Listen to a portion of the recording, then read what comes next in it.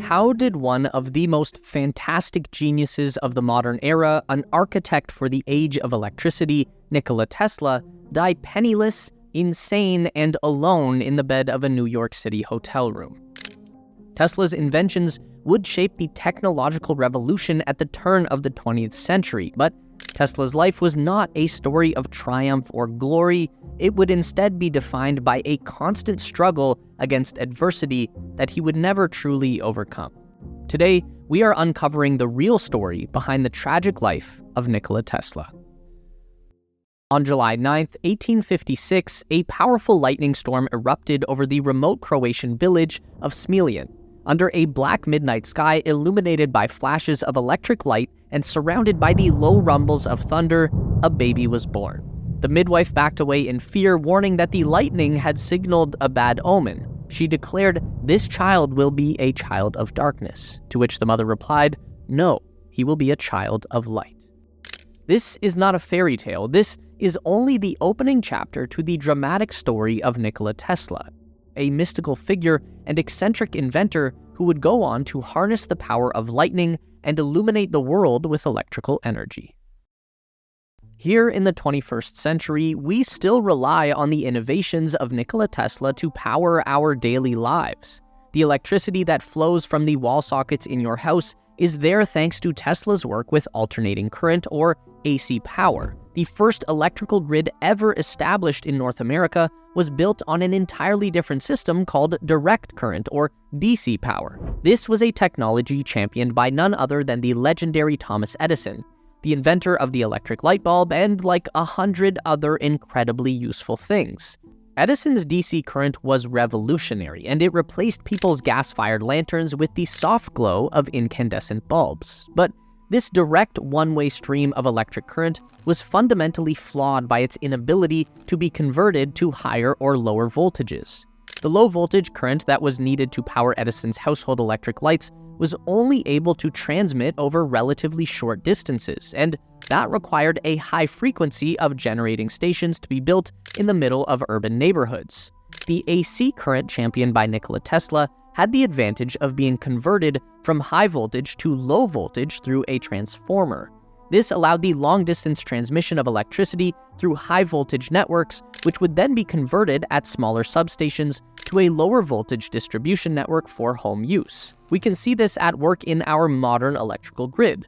Wooden poles that line the streets carry the lower-voltage distribution system, while those giant metal structures carry the high-voltage transmission lines that connect cities and towns with distant generating stations. Chief among Tesla's inventions was the AC induction motor. He was the first person to convert alternating current electricity into mechanical work by using a rotating magnetic field to spin the drive axle on an electric motor. Tesla's work with AC generators led him to create the giant turbines that harness the power of Niagara Falls and supply clean hydroelectric energy to millions of people. This technology is still widely used to this day. You'll find Tesla's motor in your washing machine, ceiling fan, and hairdryer, among countless other tools and appliances. When Elon Musk released his first electric vehicle in 2008, he borrowed the great inventor's name for the title of his company. But Elon also put Tesla's AC induction motor at the heart of every Model S and Model X vehicle. Growing up was not an easy time for Nikola Tesla. He showed signs of his intellectual gift even as a young boy. He could solve complex math problems in his mind so effectively that his teachers assumed he must be cheating. Tesla quickly developed eidetic memory, which basically means he could remember everything that he was ever shown or taught in vivid detail. The young Nicola also benefited from a powerful imagination that brought luminous imagery to his mind's eye. Tesla's fascination with electricity began early in his childhood when he struck sparks of static electricity on the fur of his pet cat. Nicola was desperate to understand how the light and sound was created. However, tragedy would strike early for the Tesla family. In 1863, at the age of 7, Nicola witnessed the violent death of his older brother in a horseback riding accident. Accounts seem to indicate that this trauma probably caused an imbalance in the powerful but developing mind of Nikola Tesla. his vivid imagination would turn hallucinatory and uncontrollable, with the boy sometimes struggling to distinguish imagination from reality. Even more troubling, as he grew older, Tesla quickly developed an unusual string of phobias and fixations. He hated when women wore pearls and was repulsed by hair. Tesla obsessively counted his steps throughout the day and measured the volume of every food that he ate.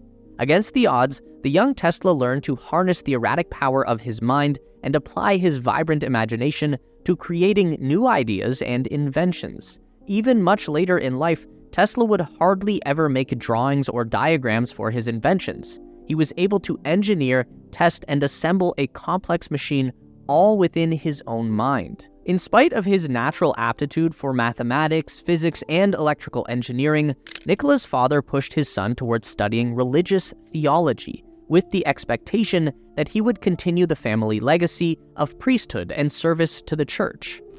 The turning point for young Nikola Tesla comes at the age of 17. Upon returning home from seminary school, Tesla contracts a serious case of cholera and is bedridden at his parents' home for 9 months. Nearing the brink of death, his father desperately promises that if he can recover from the illness, then Nicola will be allowed to study engineering at university. Obviously, Tesla would survive his brush with death, and his father would honor their deal to send the teenage Nicola away to the finest technical school in Austria. But there was still one more obstacle to clear. As a young man of the Austro-Hungarian Empire, Tesla was compelled to spend 3 years in the military service. Given his weakened physical health, Nicola's father didn't believe that his son would survive a term in the army, so Nicola was sent away to avoid conscription.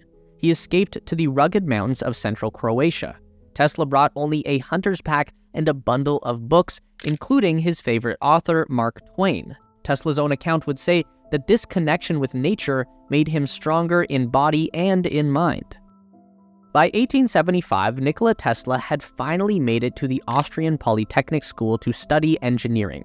In his first year, Tesla never missed a class, made the highest grades possible, and was known to study from 3 a.m. to 7 p.m. every day. The school faculty even expressed concerns to Tesla's father that the young man would work himself to death. In addition to his near-constant studying, Tesla also found the time to begin his first experiments with alternating current electricity. He began to conflict with his professors, who did not believe in Tesla's theories of improving the DC motor by inducing a rotating magnetic field.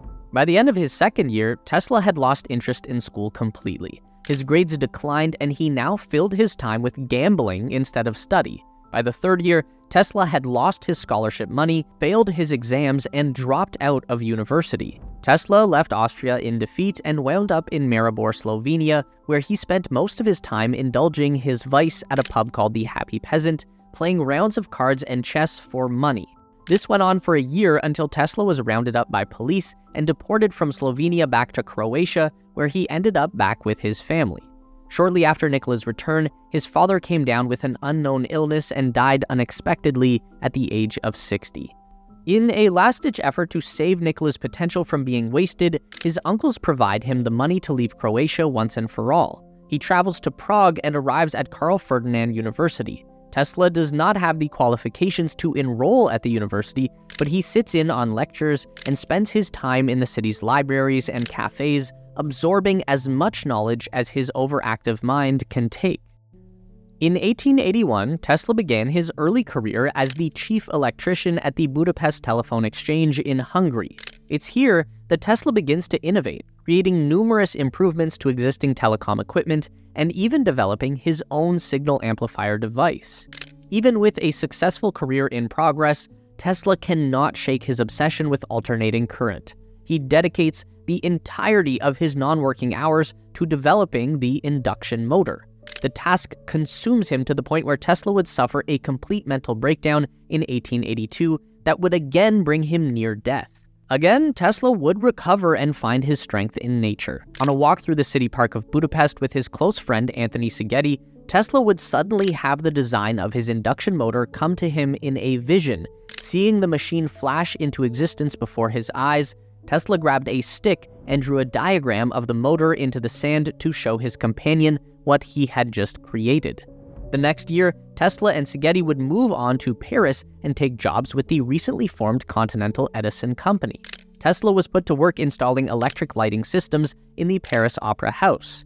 Tesla continued his relentless innovation and quickly submitted his own plan for improving Edison's mechanical designs, which is approved by the company. In 1884, Nikola Tesla arrived in America to finally meet Thomas Edison and further his work in the field of electrical energy. Tesla was personally referred to by one of Edison's closest friends, Charles Batchelor, who wrote in Nikola's reference letter, "I know two great men. One is you, Thomas Edison, and the other is this young man." In typical fashion, Tesla's journey to America was yet another struggle. On board the ship, he was robbed of his money and most of his possessions. Then, in the middle of the Atlantic, a violent mutiny broke out among the crew, and Tesla was nearly thrown overboard. He arrived in New York City with the clothes on his back, 4 cents in his pocket, and a few books of poetry. Still, Nikola was undeterred. He wasted no time and went directly to see Edison the day he arrived in America. Thomas Edison saw the potential in Tesla and hired him on the spot, although he immediately dismissed any of Tesla's theories on alternating current.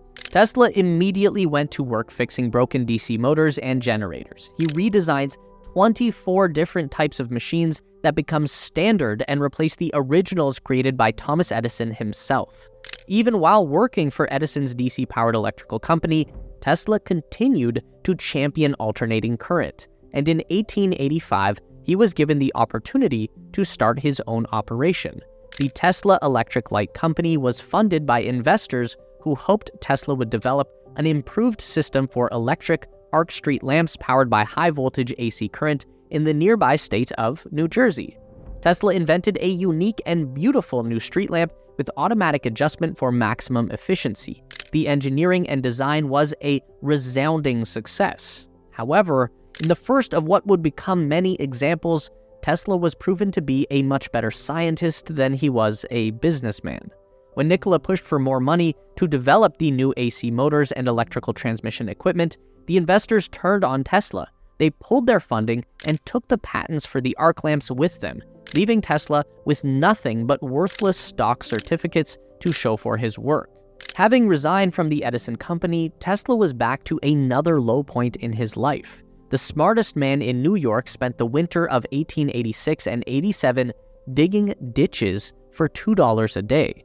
In the spring of 1887, Nikola Tesla would finally catch a break. After demonstrating his AC induction motor to a pair of wealthy venture capitalists, the Tesla Electric Company was funded and Tesla was given his own laboratory at the corner of Liberty and Broadway in New York City.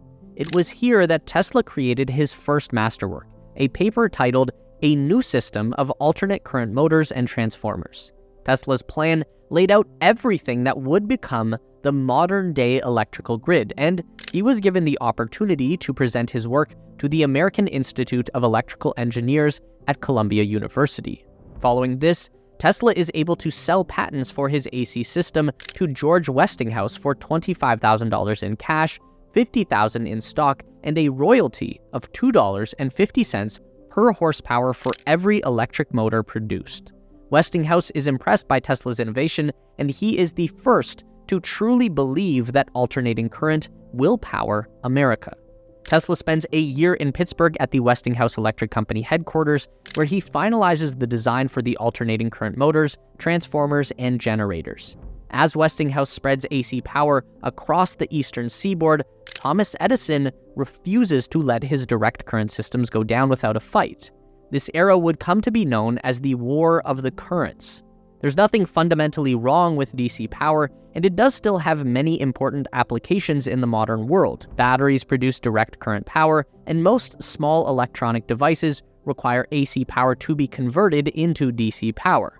Think of anything you plug in that has a plastic brick or a box on the power cable. That is converting AC back to DC. The thing DC does not work for is generating and transmitting electricity. Under Edison's system, there had to be one coal-fired generating station for every 2 miles of electrical cable, and the low-voltage energy delivered to households was only enough to power Edison's light bulb and not much more. Still, in spite of the obvious flaws, Edison defended his position and attempted to sway public opinion away from AC power by pointing out the dangers of high-voltage transmission, which is a fair point. Safety standards were not very high in the late 1800s, and people did often get fried by errant power lines. But that high-voltage transmission enabled AC power to flow for miles in all directions and power everything from streetcars to bedroom lamps. There are some conflicting reports about Edison conducting a bunch of screwed-up experiments where he would electrocute animals with high-voltage AC current to prove the danger. It's also possible that Edison championed the introduction of the electric chair as a new form of capital punishment and recommended Westinghouse AC generators be used to deliver the fatal shock, just to drive home the killer potential of AC. In all of this madness, the Edison Manufacturing Company released a documentary film entitled Electrocuting an Elephant, where they actually did that. The high watermark for Nikola Tesla's career would come in the 1890s. Throughout this decade, he would rack up milestone achievements and discoveries, but it would come at a cost. Tesla used his Westinghouse payout to establish a gigantic new laboratory in the Tribeca neighborhood of New York City, occupying an entire floor of a 6-story building. It was here that Tesla would make some of his greatest accomplishments. Among them was the fluorescent light bulb and neon light tubes. By using high-frequency AC current, Tesla could energize certain gases and bring them to a state of incandescence, two more of his inventions that are still used widely in the present day. By 1891, Tesla was beginning to experiment with wireless electric lighting. By broadcasting extremely high-frequency and high-voltage AC current through the air, Tesla could illuminate tubes of phosphorescent gas. So imagine you have a fluorescent light bulb just sitting on a desk. You flick a switch across the room and the bulb lights up all on its own. In order to make this possible, the inventor developed his namesake Tesla coil. We best know these today as lightning machines. You've probably seen one at a science museum, and they've become pretty popular at events like Coachella and Burning Man. Shooting lightning bolts is definitely a cool feature of the Tesla coil, but that's not really what they were designed for. A Tesla coil is an electrical resonant transformer. What it does is generate high voltage, high frequency AC electricity, and it broadcasts it out through low frequency, long wavelength radio. So in a very similar way that we transmit sound through radio waves, Tesla was transmitting electricity. If this idea had panned out, then our lives would be radically different today. Instead of power lines feeding electricity into your house, the neighborhood would just have a gigantic Tesla coil broadcasting out electricity.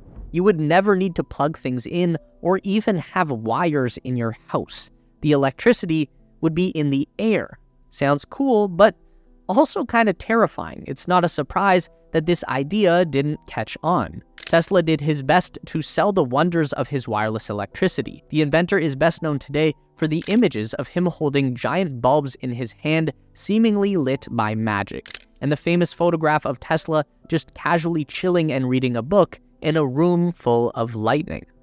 This era of Nikola Tesla as the master showman is how he is most widely remembered today, and was famously portrayed by David Bowie in Christopher Nolan's 2006 film, The Prestige. Tesla spent the early 1890s touring the world to give lectures on the potential of alternating current and wireless electricity. This culminated with the Columbian Exposition at the Chicago World's Fair of 1893, where Tesla and the Westinghouse Company built an AC power system that generated enough electricity to power the entire city of Chicago 3 times over. The fairground was so brightly illuminated by Tesla's AC electricity and fluorescent lighting that it became a spectacle unlike anything the world had seen before. This accomplishment secured the victory for AC power in the War of the Currents. By October of that year, Westinghouse was awarded the contract to build a hydroelectric generating station that will harness the power of Niagara Falls using Tesla's alternating current generators. As if that wasn't enough, around this same time, Nikola Tesla was accelerating his early work with radio signals. He found that if 2 of his Tesla coils were tuned to resonate at the same frequency, then they could transmit and receive powerful radio signals. Using this method, Tesla was able to transmit a radio signal over 50 miles from New York City to West Point. Tesla would also be the first to demonstrate radio control on a mechanical vehicle. At the Electrical Exhibition of 1898, Tesla demonstrated a 4-foot-long battery-powered steel motorboat that he could control wirelessly through radio waves. Tesla's remote-controlled boat was so revolutionary that his fellow scientists literally had to see it to even believe such a thing was possible. Tesla is not credited with the invention of the X-ray process, but he would create the first ever X-ray photograph of a human body using his own homemade X-ray tubes. Of course, this is the life of Nikola Tesla we are talking about, so we know there would never be triumph without hardship. In the early 1890s, even as alternating current was gaining momentum and pushing towards a complete takeover of the electrical grid, the Westinghouse company was experiencing financial trouble. George Westinghouse went to Nikola Tesla and basically said, "We can't afford to pay your royalties and continue to develop the technology at the same time." Tesla responded immediately by tearing up his Westinghouse contract and forfeiting 100% of his induction motor royalties. A savvy businessman probably would have worked out a more nuanced deal here, maybe reduced royalties or even suspended payments until Westinghouse can get back on their feet.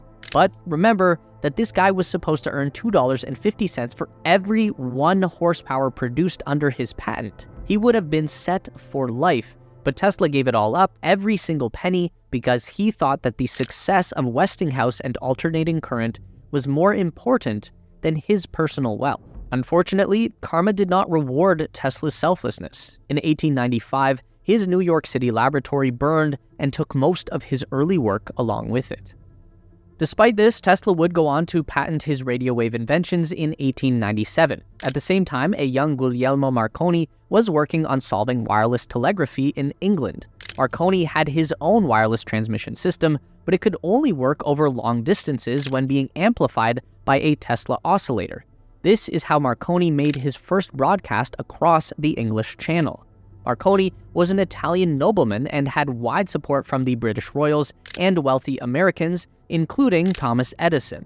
The Marconi Wireless Telegraph Company had massive success on the New York Stock Exchange, moving from $3 per share to $22 in just 1 year. By December 1901, Marconi made the first radio broadcast across the Atlantic Ocean. Nikola Tesla was unbothered by Marconi's success, knowing that the young inventor was using 17 of Tesla's own patents to enable his long-range transmissions. But Tesla's calm confidence was shattered in 1904 when the US Patent Office suddenly and surprisingly made the decision to grant Guglielmo Marconi with a patent for the invention of radio. It has never been fully explained why Tesla's existing claims on the technology were ignored. The simple answer would probably be that Marconi was surrounded by wealth and royalty, while Tesla chose to reject such things. Marconi would go on to win the Nobel Prize in 1911 for the invention of radio. Tesla was furious. He finally sued the Marconi company for copyright infringement in 1915, but had no money to back up his case. It was not until 1943, after both Tesla and Marconi were dead, that the US Supreme Court would uphold Tesla's initial radio patent, and they only did that so the US military could weasel out of paying royalties to the Marconi company for the use of radio technology. The middle period of Tesla's career would be dominated by his folly pursuit of terrestrial stationary waves. This is where things really started to fall apart. His theory was that the Earth itself had a massive potential for conducting electricity, and that by using a giant version of the Tesla coil called a magnifying transmitter, he would harness electromagnetic waves within the surface of the Earth to transmit unlimited amounts of electric current to a receiver on the other side of the globe. Tesla's first small-scale demonstration of this technology was at a facility he constructed in Colorado Springs.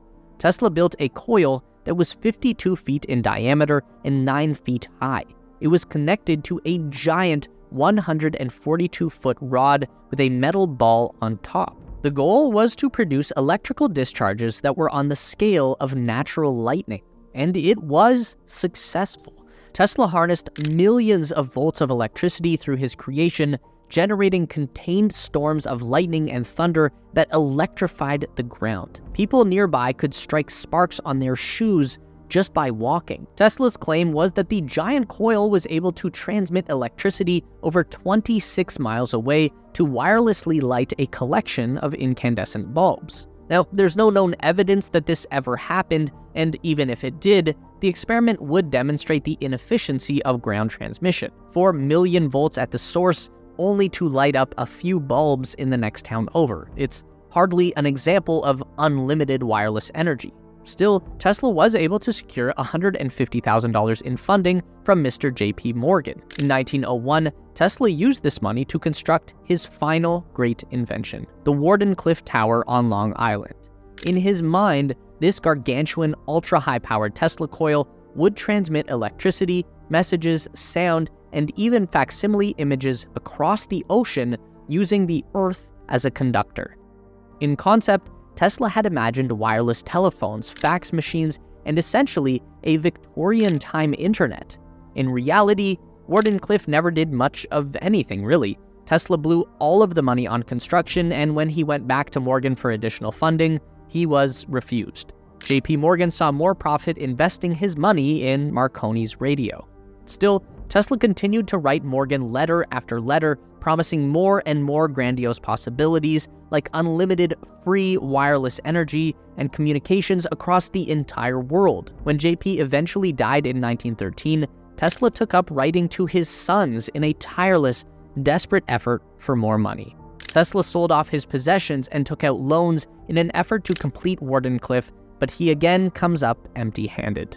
Tesla loses everything and is forced to abandon his project entirely by 1906. There's no evidence that the giant tower was ever fully operational or that Tesla accomplished anything at all in his research there. The only known sign of activity came one night in 1903 when Nikola Tesla flew into a rage over yet another letter of rejection from J.P. Morgan.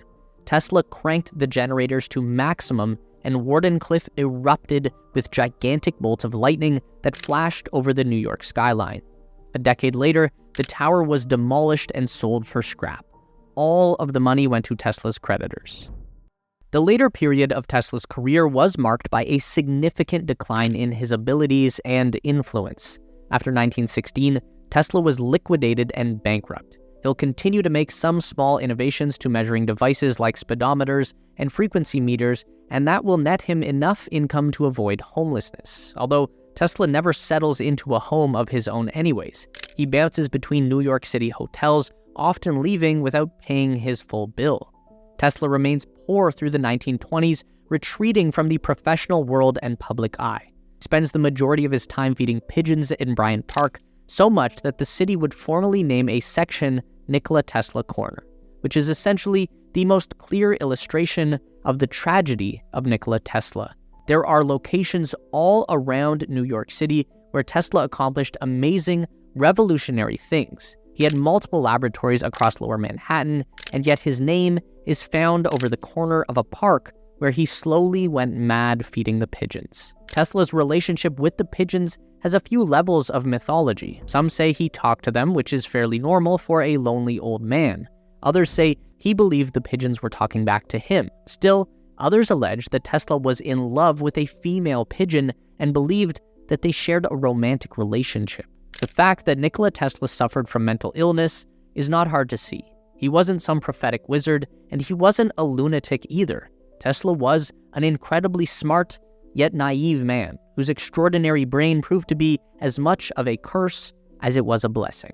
Going back to those stories of Tesla's childhood, the hallucinatory visions, the neurotic fixations, they're pretty clear markers of what likely became obsessive-compulsive disorder and schizophrenia as the man aged. Of course, it was the 1920s, so this was never properly diagnosed or treated. Nikola Tesla's swan song came on his 75th birthday in 1931. Tesla's face appeared on the cover of Time magazine, and he received birthday congratulations from the most esteemed scientists of the world, including Albert Einstein. In the final years of his life, Nikola Tesla would hold a yearly press conference on his birthday where he would emerge from his hotel room to inform a collection of reporters about his latest inventions and discoveries. None of these announcements were legitimate, but Tesla seemed to find joy in sharing his thoughts, and the press kept returning every year to listen. Tesla's claims range from a motor propelled by cosmic rays and interplanetary communications to the discovery of a brand new, never-before-known source of energy. Tesla promised that he would disprove Einstein's theory of relativity and claimed that splitting the atom would not release energy because Tesla had already split the atom using 15 million volts of electricity, and nothing happened. Most famously of these announcements, Tesla revealed that he had invented a particle beam weapon, or death ray, a device so horrifically powerful that it would end war completely because no one would be able to defend against it. The US military took this seriously enough to confiscate all of Tesla's property and estate after he died, but given that we clearly saw the use of the atomic bomb against the Japanese in 1944 and not a laser death ray, that should be taken as proof that Einstein was in fact correct and Tesla was not. Tesla also reported that he would wiggle his toes hundreds of times every night before bed and believed this action would tone his body and increase his lifespan to 135 years. He may have been onto something with that one. He didn't make it to 135, but Nikola Tesla lived a long life for his time, finally passing away in 1943 at the age of 86. He was alone in the bed of his hotel room. Nikola Tesla was a man far ahead of his own time. He had the unique vision that could find solutions to problems that were thought unsolvable, and we owe a lot of our modern life to the innovations that Tesla provided. At the same time, though, the 20th century world that Tesla helped create would go on to eat him alive. Tesla was too naive for capitalism, not cutthroat enough for competition. His mind was a battleground that even Nikola Tesla could never truly command. We hope you enjoyed our first attempt at a longer-form documentary-style video here on the channel. If you did and would like to see more, please let us know by liking the video and supporting us on Patreon so we can create more content like this in the future.